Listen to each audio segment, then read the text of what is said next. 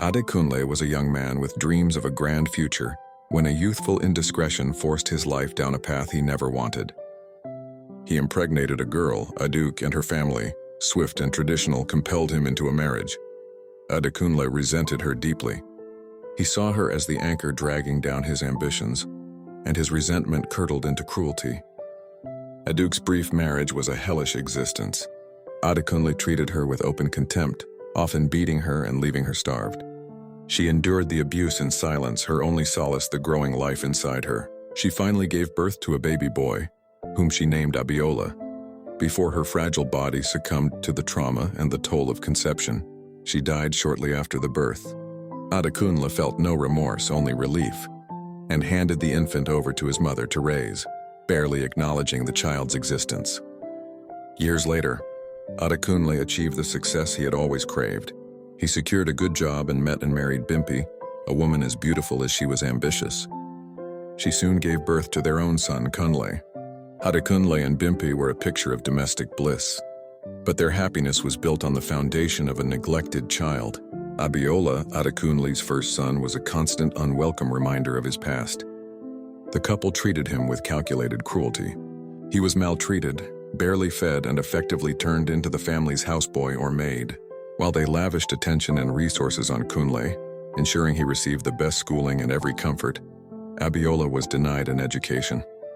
Eventually, they sent him away, a convenient solution to their discomfort, forcing him to Bauchi to become a welding apprentice.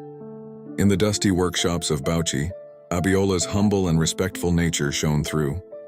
His master, a kind man, and the master's family grew genuinely fond of him.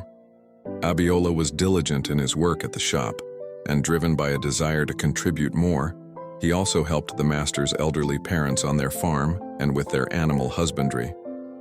One day, Abiola approached his master with a thoughtful request. He deeply respected the welding trade, but his passion lay elsewhere. He asked if he could focus more on farming and animal husbandry, learning from the master's father, while still maintaining his duties at the welding shop. The master readily agreed, recognizing the young man's potential and earnestness.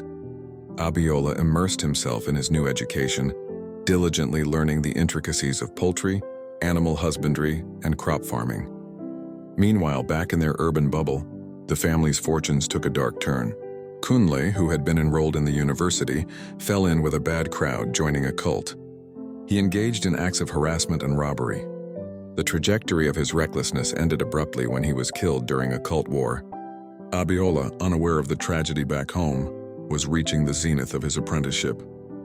Upon his graduation, the master's father, proud of his dedication, gifted him a huge plot of land and a starting supply of seedlings and animals. Abiola immediately put his knowledge to use.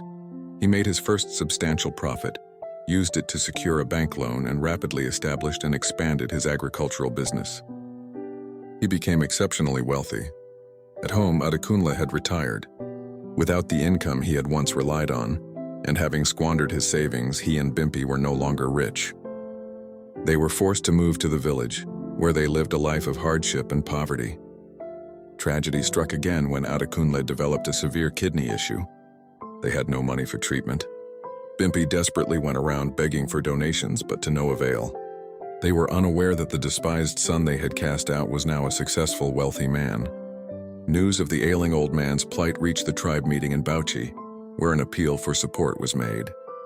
When Abiola checked the photo of the man needing help, he recognized the face instantly. It was his father, Adekunle.